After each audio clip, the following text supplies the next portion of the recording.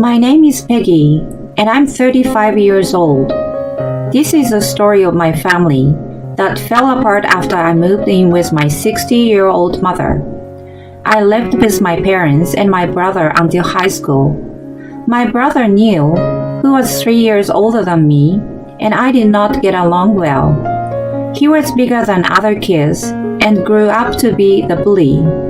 He treated not only his classmates, but also me like his servant. He always acted almighty to me. When his friends came over to play with him, his attitude became even worse. "Hey, you slug! Bring us our juice!" He ordered me around.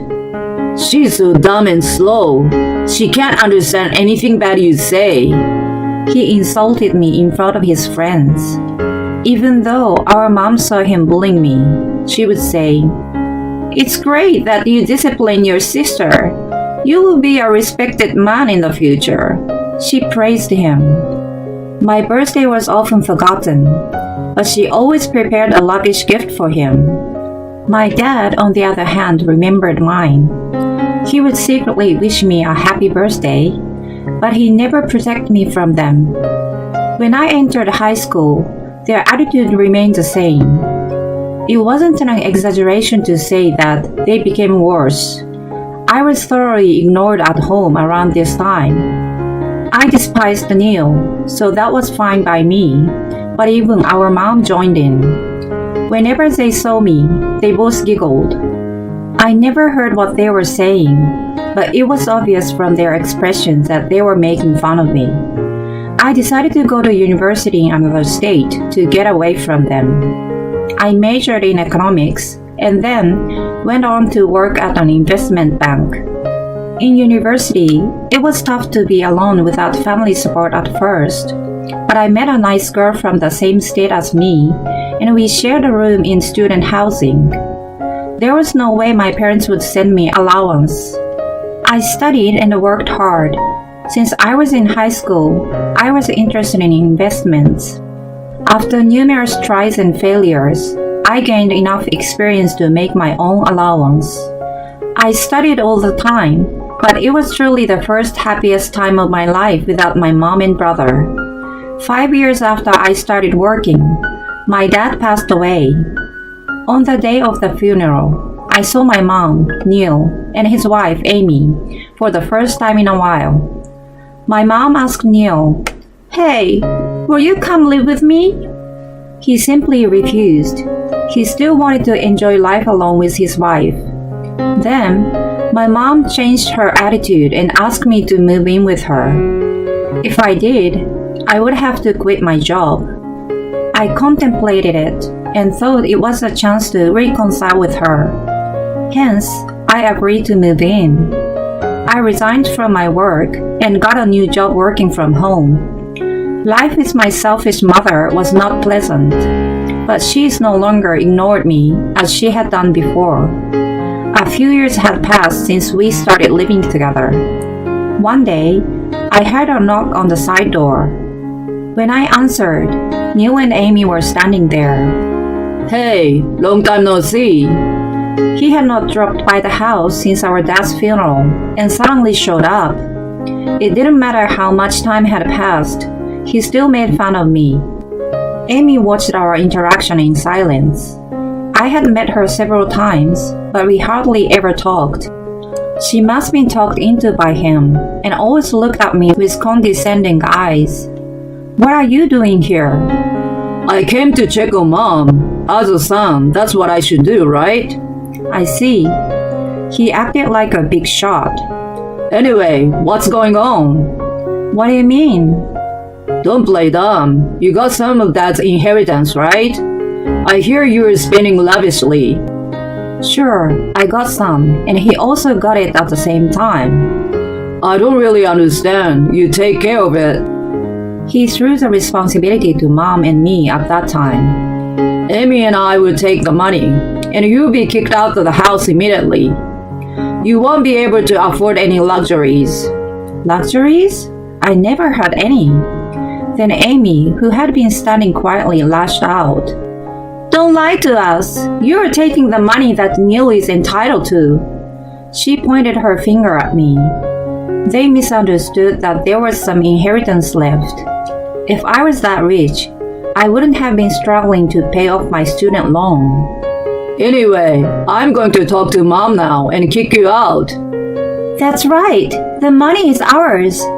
They walked into the living room. Doris, it's been a long time. Amy began to kiss her butt with a cooing voice as soon as she saw her.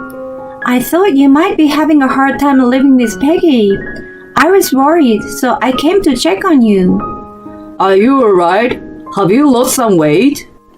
Neil pretended to be concerned. No way. I cooked every day and Mom ate a lot.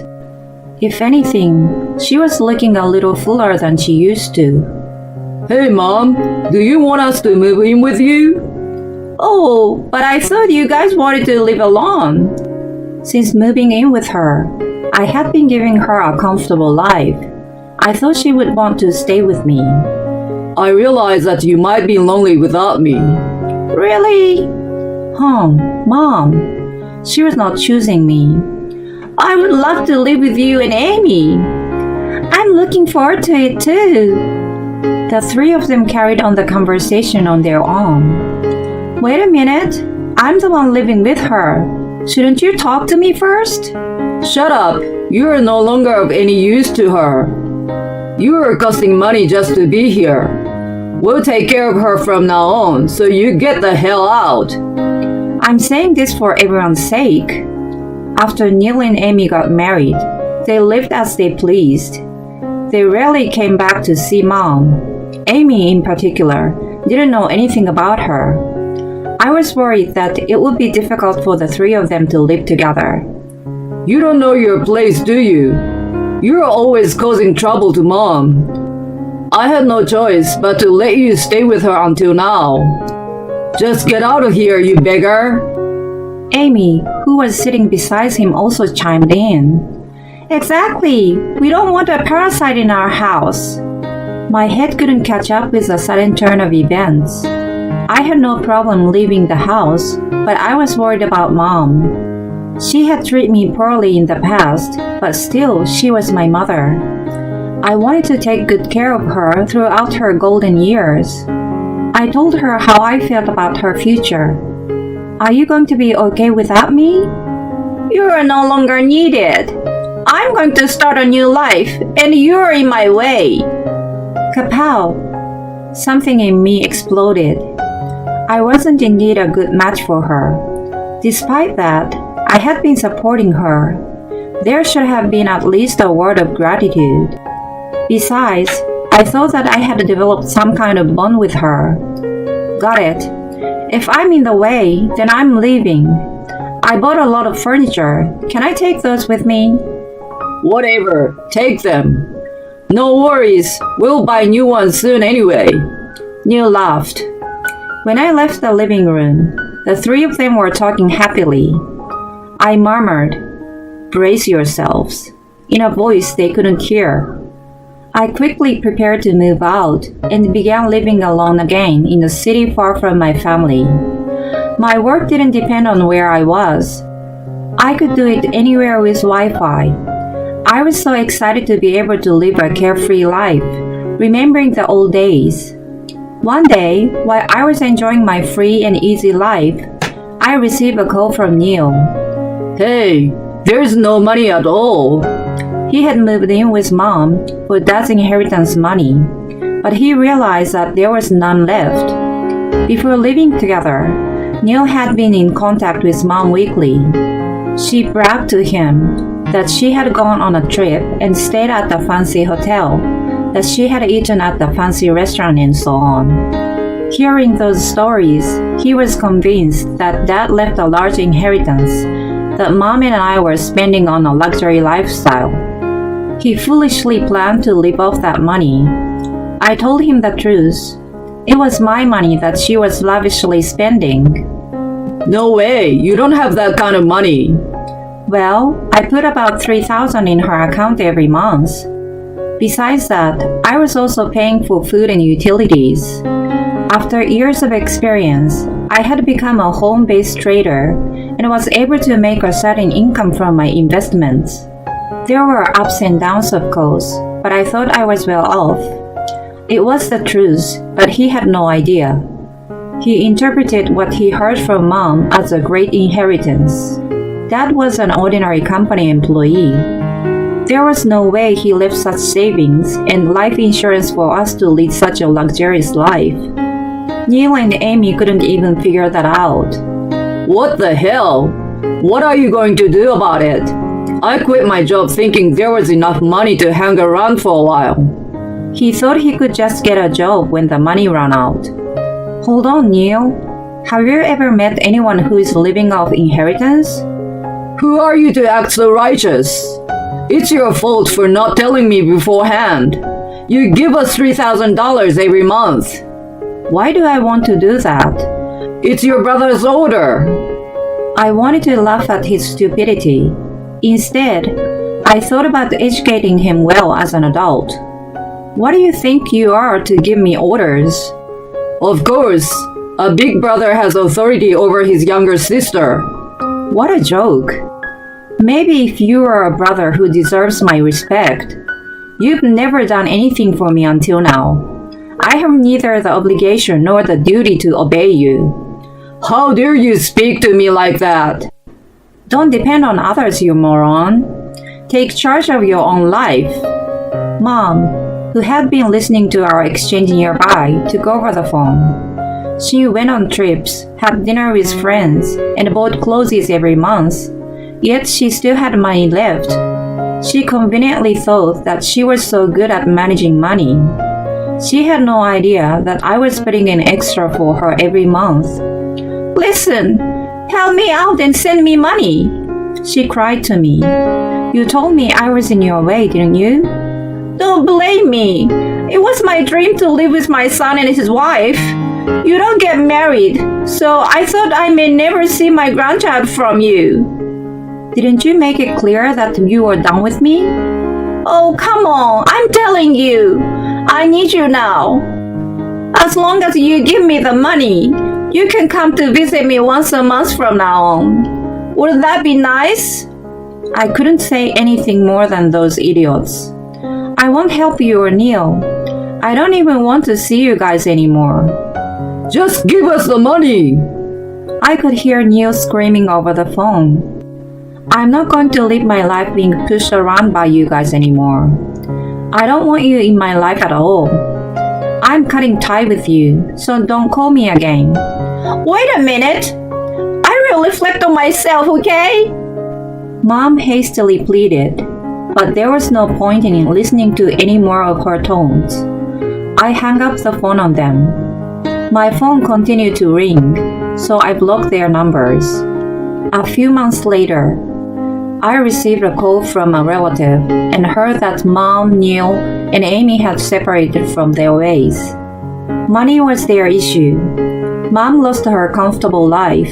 She could not travel with friends or buy brand name clothes anymore. Her friends started distancing themselves from her, and she lived in a studio apartment with welfare checks. She was always so snobbish about her good fortune, but it was thanks to her daughter. Now that she's kicked her out, she's fallen. It served her right, you know. The neighbors whispered what I wanted to yell out. She had tried to reach me through relatives and even used a private detective to track down my whereabouts, even though it cost her a lot. I sensed it before she could ambush me and relocated immediately. Since then, I lost all feelings for her completely. Even the memory of her disappeared from my mind. And then, there was the extremely arrogant couple, Neil and Amy. When they had no job and no money, and their lives were bleak, they fought all the time. Amy eventually got fed up with Neil and eloped with a young man. The man had some dubious debts, and he was being chased by shady people. They moved around, unable to settle in one place. Later, Amy and the man also separated, and she disappeared. Neil lived at home with his mom for a while, but he ran away with a small amount of cash. When they faced a financial issue, they had fallen out irrevocably. Mom was so angry that she reported the theft to the police. Although Neil wasn't charged, they became enemies after that. What was their relationship about? Growing up, they seemed like two close friends, but it was a fragile and calculating one to begin with. He was an abnormal person who took pleasure in abusing me. I thought they were connected by my presence. What an irony to kick me out and get kicked in the butt in return. Neil was later arrested for stealing cash and valuables from an acquaintance. He was unavoidably punished by the law. His employer, of course, fired him. His lawyer called me about his bail, but I turned it down without hesitation. I thought about attending the trial to mock him, but decided against it. I was also asked to appear in court as a character witness, but I was not interested in doing anything for him. I'm still a home-based trader, and my days are hectic. It has ups and downs, but I continue to live a financially comfortable life. A personal trainer at my gym asked me out one day. We are now together with a plan of marriage in the future. I honestly told his parents about my background and my way of life. They sympathized and accepted me. It has been a hard life so far.